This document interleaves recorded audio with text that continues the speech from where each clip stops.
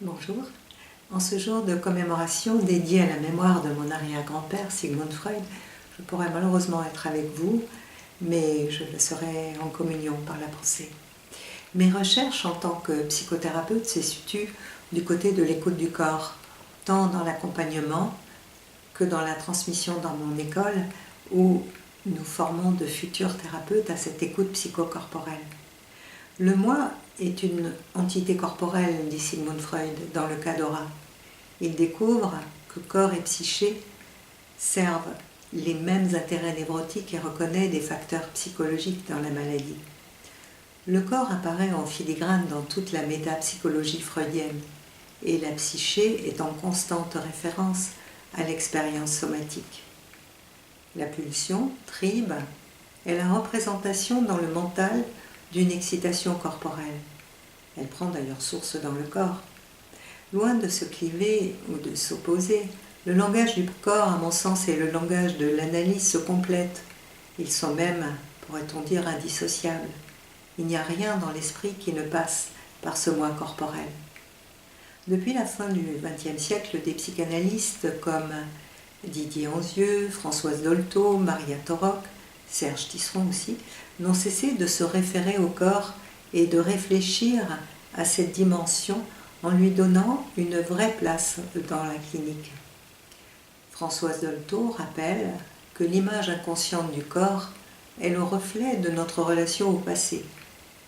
Considéré comme un lieu privilégié d'émergence des souvenirs et des scènes originelles traumatiques, le corps est notre mémoire la plus profonde.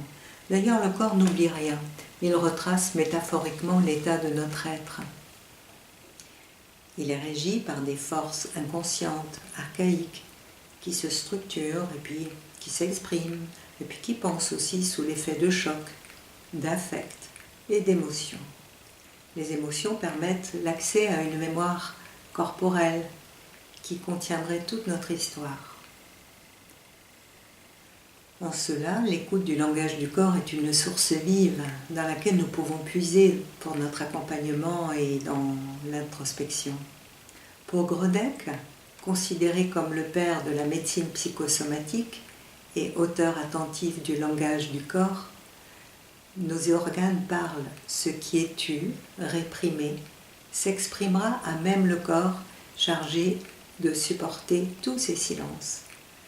Il se fait l'écho des frustrations et des tourments dont nous ne sommes pas toujours conscients. Tout se passe comme si certains événements restaient mémorisés dans le corps, s'y inscriraient dans une partie précise, écrit-il dans le livre du Ça. La question du corps est souvent plurielle, dit Gérard Pommier. Il y a des corps habités par une structure psychique, des corps mutilés, scarifiés, morcelés, des corps diaphanes, adipeux, que l'on finit par haïr. Il y a des corps objets, des corps représentations que l'on dématérialise, des corps ligotés par la honte, figés par la peur, des corps métaphores, des corps en souffrance témoins d'une douleur psychique. Dans le corps, on peut produire une maladie, un symptôme, mais aussi un enfant, une guérison. Il y a des corps endommagés capables de reconstruction, des corps secoués qui retrouvent une base de sécurité. Le corps peut osciller entre douleur et plaisir, victoire et abandon de la bataille pour la vie.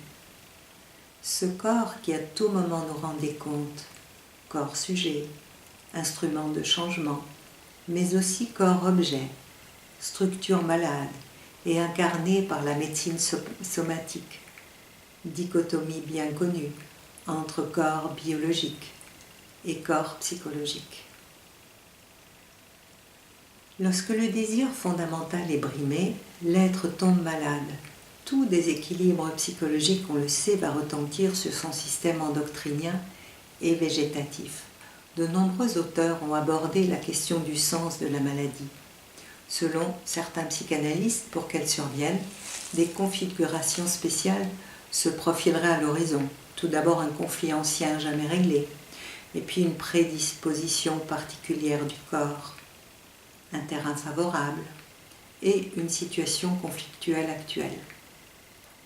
Pour David Baccar, philosophe, La maladie serait révélatrice d'une scission, d'une aliénation à l'intérieur de soi. Elle serait conçue comme la manifestation d'un désordre profond qui mettrait en jeu la personne dans sa globalité. Parfois, le corps prend l'allure d'une véritable prison. Il impose de telles souffrances et se fait l'écho, par ses manifestations sonores, de l'insatisfaction profonde dont nous ne sommes pas toujours conscients. Les mots du corps viendraient dire tout haut ce que nous pensons tout bas. Pour Jung, nos mots divers nous permettraient d'affiner notre écoute. Les crises, les bouleversements et la maladie ne surgiraient pas par hasard.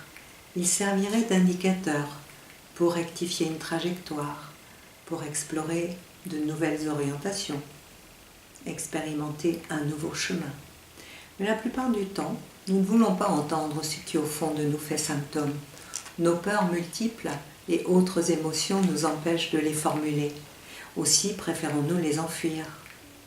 Quand l'âme est bâillonnée, c'est le corps qui parle. Somatiser devient alors la seule façon de faire acte de présence en tant qu'être parlant. Quand l'âme est bâillonnée, c'est le corps qui parle. À travers des symptômes, notre corps nous envoie des balises de détresse pour nous signifier notre déséquilibre intérieur. Nos maladies sont des messages et nos symptômes un langage. Sigmund Freud nommait son corps qui l'a tant fait souffrir « pauvre Conrad ».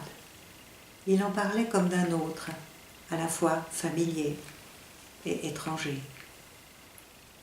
Ferenczi, dans sa correspondance, lui suggère que le dénommé Conrad pourrait bien se révéler être un conseiller compétent, le fameux écran sensoriel décodeur. Cette caisse de résonance des affects inconscients de l'analysant dont parlent aujourd'hui les analystes à médiation corporelle. Sigmund Freud n'a pu ou voulu explorer la dimension corporelle, sans doute avait-il ses raisons. Il y a dans certaines familles des répétitions troublantes de symptômes, de comportements relationnels, de schémas, de l'ordre de l'inavouable, des deuils qui n'ont pu se dire, se pleurer, s'élaborer, et dont la douleur impacte le corps et ses mémoires. Les psychanalystes transgénérationnels comme Nicolas Abraham, Maria Torok et Anne Ancelin évoquent des fantômes.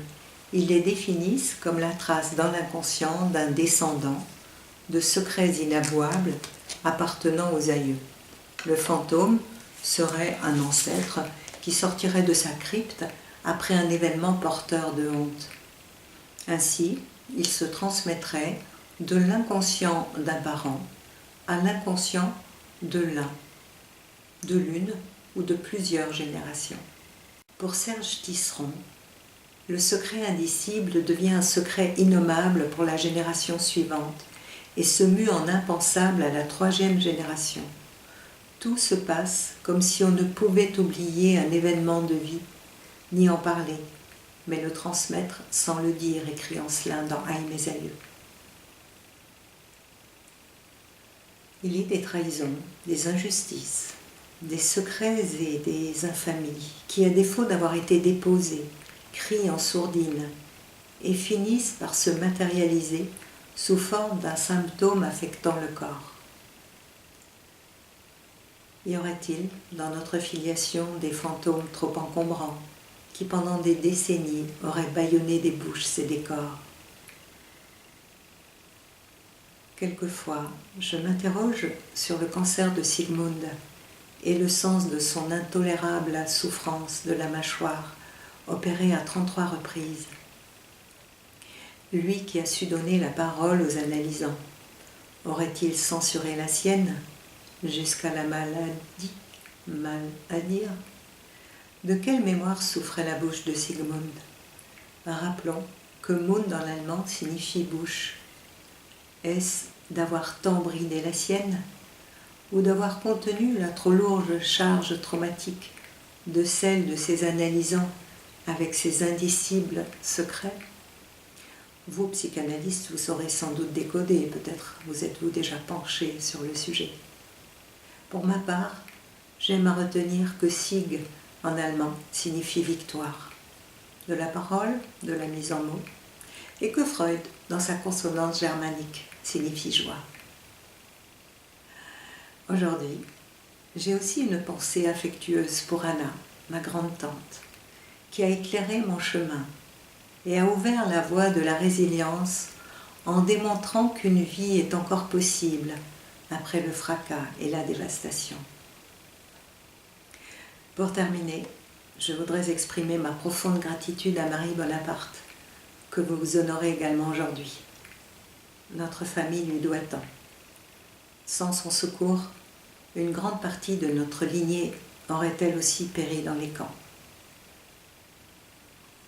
Un psychanalyste m'a dit un jour qu'il me fallait rembourser la dette en devenant thérapeute, celle du prix de la rançon versée par Marie Bonaparte pour libérer Sigmund et les siens. Est-ce la raison? À vrai dire, je l'ignore. Mais devient-on thérapeute ou soignant par hasard?